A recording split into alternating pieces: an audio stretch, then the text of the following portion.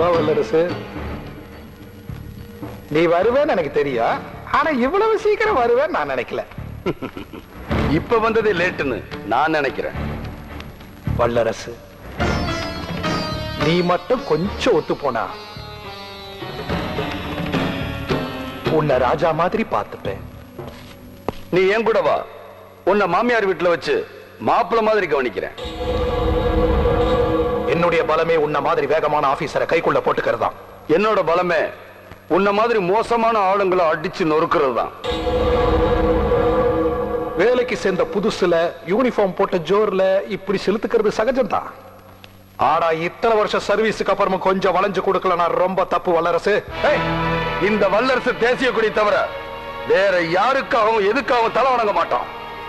என்ன அரஸ்ட் பண்ண அதனுடைய பின்விளைவா உனக்கு என்ன ஆகும் ஒரு தடவை யோசிச்சுப்பார். உன்னை